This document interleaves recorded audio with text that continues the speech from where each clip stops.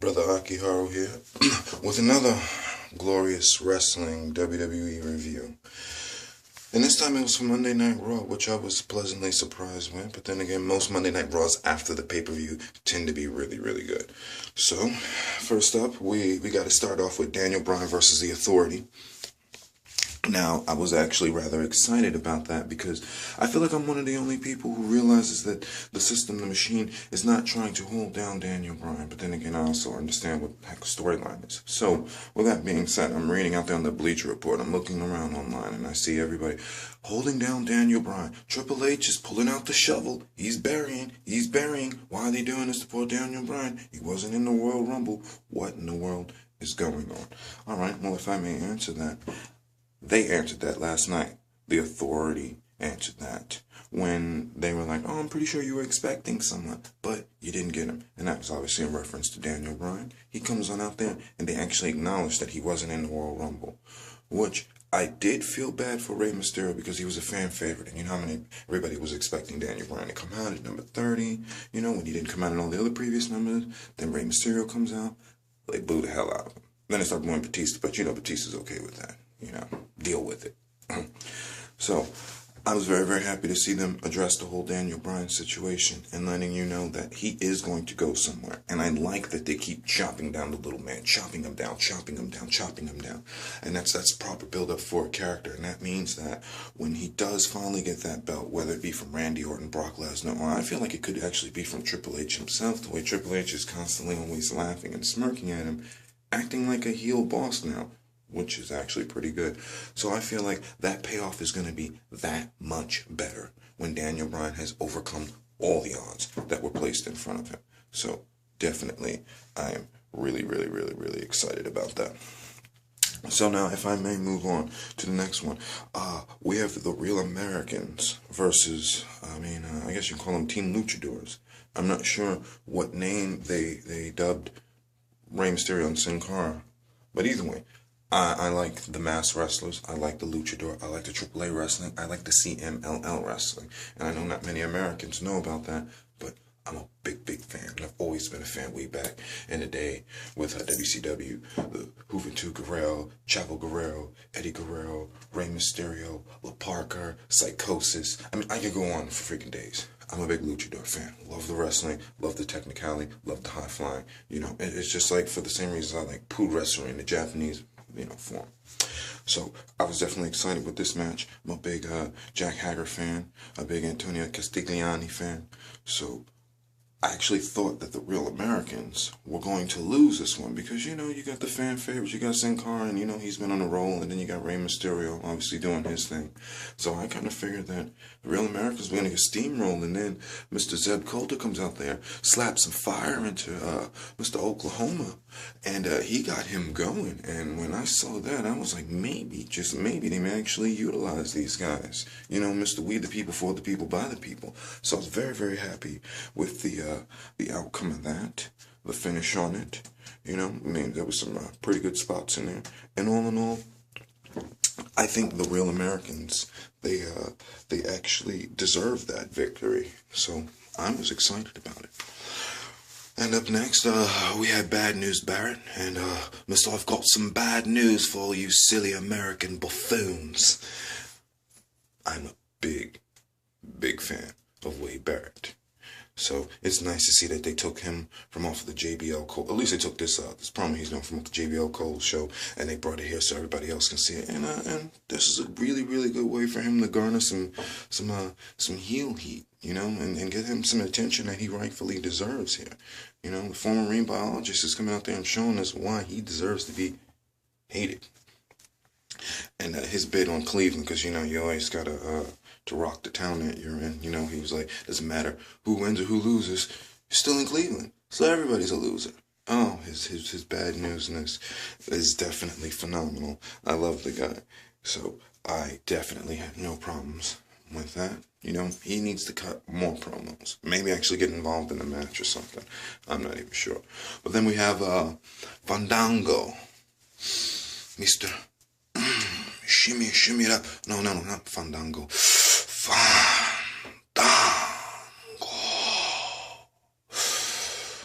shimmying on out to the ring with the illustrious, ever so beautiful, ever so tall, gammed Summer Rae. I'd love to just shimmy down to the ring with her, be her dance partner, but that's in another lifetime. It's neither now nor here. Versus my man, R-Truth, K-Quick, Ron Killings, who used to be somebody special back when he was in TNA. He was really good. They gave him a little, and he was back, the anti-Jimmy character a couple of years back. I mean, R-Truth was something else. He was something special. He was going somewhere. But because I believe that it was a wee bit too controversial, with obviously him referring to Jimmy as little white kids at the time. He was like, "I will not dance and shuck and jive for you." It's the first time I had ever heard any wrestler actually refer to all the dancing they're doing, because personally, I feel like there's a little too much shucking and jiving going on there. And he referred to that, so I knew that storyline was going to last very long. And now we look at him, it still seems like he's paying. He's kind of in a mid-card purgatory. So that match was neither here nor there. It was a throwaway. He won it. And then what does that do for your character, Mr. Truth, or your storyline? That's why I kind of feel like that was a bit just a throwaway. Just wasn't really needed to be there. Then we got the Randy Orton promo. You know, Randy has to come out there. It actually looked like Randy was going to smile for just, like a real big cheesy smile, not his little viper snake smile. So I had to be careful about that. So I was enjoying the promo. It was nice to see the grimace on his face when he was mentioning Brock Lesnar. 0.5 seconds later, Batista. And 0.5 seconds later, Batista comes out, and then he just turns around, and you just see that look of disdain in his face. Oh, it definitely was priceless. I like it. I'll say this. Randy Orton, you're doing a lot better. You're definitely a lot more believable. You're playing the role of the whiny heel. I'm definitely okay with that. Especially now that we have bad guy heels like a Batista and a Brock Lesnar. And speaking of that, when Brock Lesnar's music came out and he just was like, "I'll take down both of you," I fell over in the kitchen. This is what I've been waiting for right here. Brock Lesnar coming out there, exerting superiority over everybody else because he's Brock Lesnar and he can. It'd be great. Although I would not mind seeing Brock Lesnar versus Batista, because now we can say Batista's legitimate. You know, he's in the training, he's in the shape. At least he'd stand a chance against Brock Lesnar. So I'd actually like to see that. Some kind of cage match, Hell in a Cell. I don't know. But a brother wants to see it. We'll say that. So I'm definitely, once again, I'm excited about that. I'm excited anytime I can see Brock Lesnar come back. But then I have to ask this: how much time does he have on his contract? How many appearances is he gonna make? Because we know how Brock Lesnar can be. So then we have The Miz versus Dolph Ziggler here. You know, Cleveland versus Cleveland. And I'm a fan of The Miz. And I am a fan of Dolph Ziggler. You know, Miz is another hard-working dude, both inside the ring and outside the ring. But here's another guy, you know, who doesn't get the just comeuppance that he deserves to, you know. And I feel like him and Ziggler in this match, where I didn't really know who was going to win, because, you know, Miz will get screwed over too. And same thing with Ziggler. Next thing you know, 1 minute Ziggler's got an awesome push. Next thing he's getting de-pushed, you know, or he's saying something about Randy Orton. So you never know in this match. But Ziggler won, and I have to wonder, where are they going with this? So Ziggler wins today, goes on a 5-loss losing streak the next couple of weeks. Same thing with Miz. What are they doing with these guys? I want to know. Give them a story. Help them to become relevant again. They're awesome. That's the thing. Mr. Kinsey is... I don't have to go into how badass Ziggler is. Okay? You know it. I know it. We all know it. Same thing with The Miz. So, moving on from that. We don't have to do that. We got the Ryback and Curtis Axel, as JBL says, Ryback Axel versus the Usos. Big fan of the Usos, big fan of Jimmy and Jay.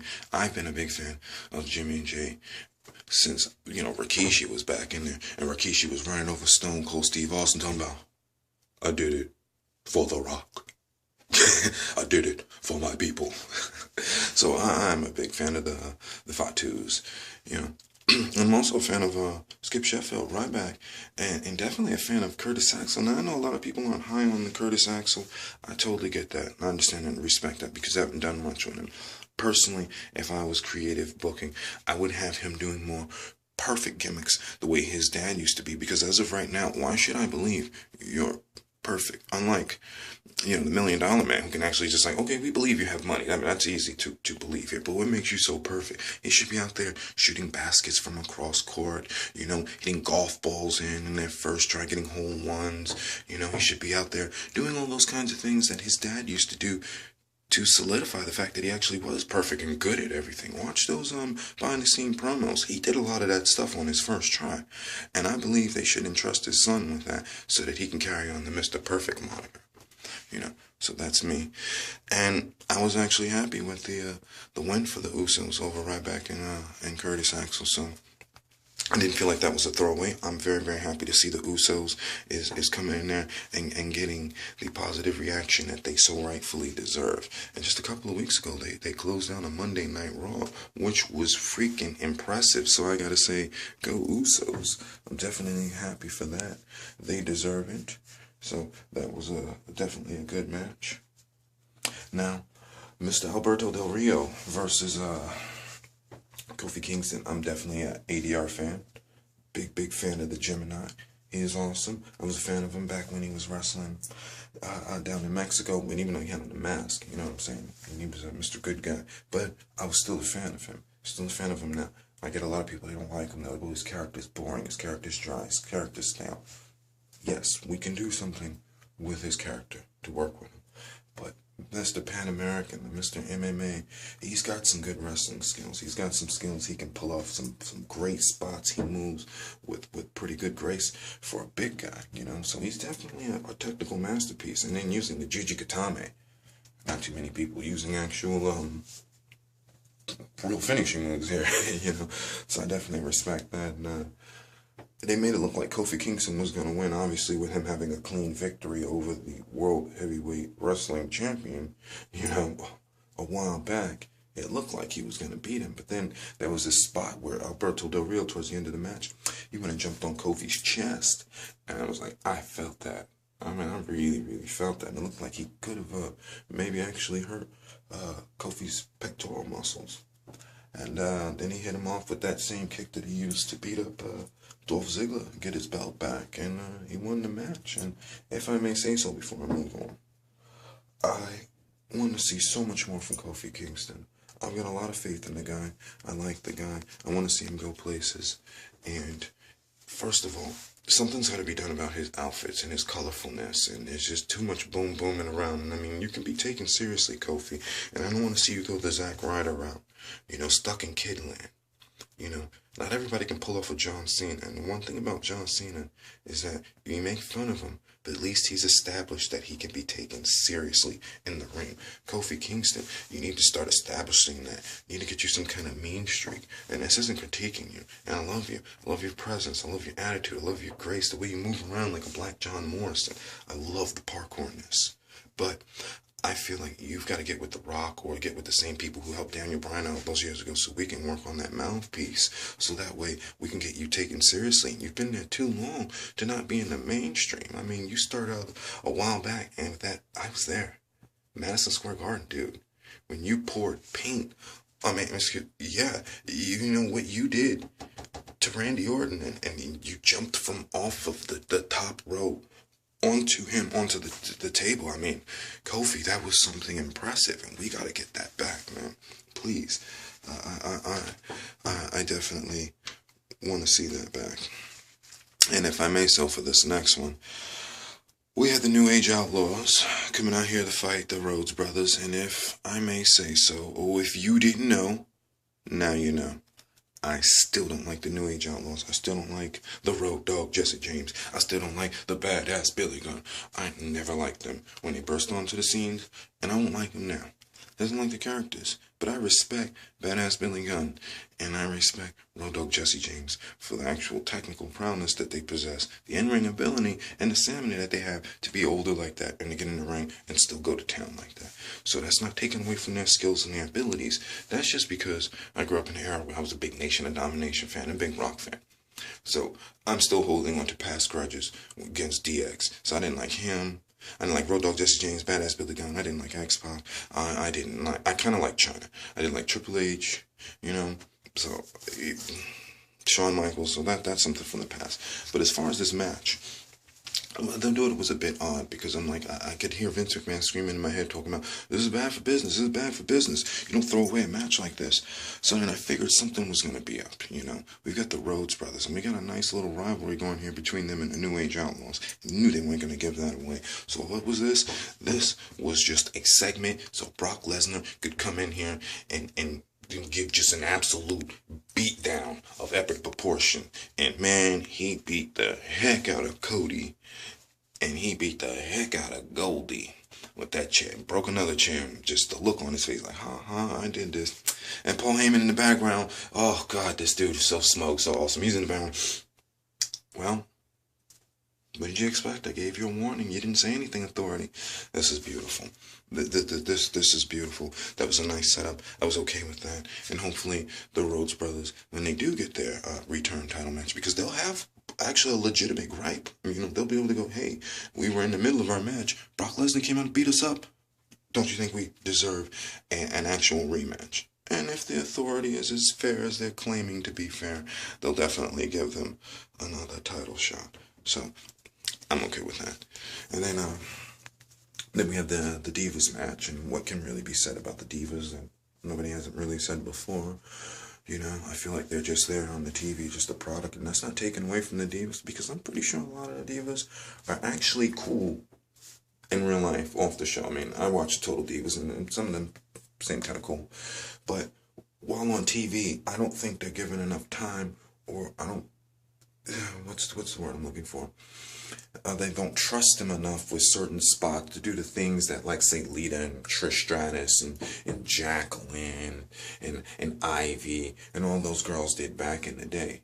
You know, so they just got them out here. Maybe it's because they can barely run the ropes, or they can barely do drop kicks and stuff. So with the exception of like a few girls in there, you know, your Natalias, your Trinities, your Camerons, and Alicia Fox every now and then, and yeah, the Lithuanian little princess bodybuilding Oksana is moving up, so I can see that they have high hopes for her, you know, her exoticness. But I didn't really crack up over the match. The only good part about it was that they have high trust for Trinity, who actually is talented, who actually can go and is improving her wrestling abilities, and her athleticism is second to none. You know, and the fact that they allowed her to beat AJ, well, that's saying something. And of course, what more needs to be said about AJ? She's awesome, she's cute, she's short, she's funny, great athlete, great promo skills. You know what I'm saying? She can be the champion until Karma comes back. Yes, I mentioned Karma. I want Karma to come back. I'm still holding on to the fact that WWE has her name trademarked, meaning they haven't given up on it. I'm just hoping it's just a matter of time when she comes back, because look at this. AJ is running rampant, and she's holding on to that belt for an awful long time. And I can't figure out why she is. Probably because I didn't think nobody would want to do anything with the Divas division, but it sure seems like somebody might be cooking up a plan. Hopefully we'll hear and see more about that as it develops. Alright, now for the piece de la resistance. For the main event, you had John Cena, my boy, D-Bry, and my man returning back, not seen since July. Well, not on the pay-per-view. Since July.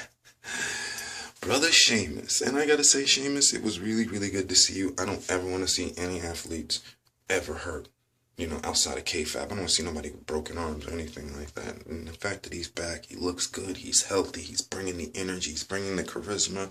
He's acting like a Celtic brute, even though he's a smart IT nerd guy. But, you know, he's in character, and that's why I like the guy. Versus my team. One of the best teams I have ever seen in wrestling. The Shield. Dean Ambrose. Eccentric. Crazy. He's a wild card. He's like the Joker. You never know what you're going to get. He's talking to people in the ring. He's beating people up. He's slapping them around. Then we got the freaking architect. We've got the brains of the group. We got Mr. Seth Rollins, Mr. May 28, my solar cosmic Gemini twin here. We got the guy who holds them together. We got the thinker of the group, the high flyer of the group, who can then turn it around and put people in an Indian deathlock. Oh man, he's using a surfboard on people. He's bringing back technical moves that I haven't seen since like WCW Dean Malenko, Master of 1,000 Hold days, and Chris Benoit days, which you seem to can't mention his name anymore, like he doesn't exist, you know.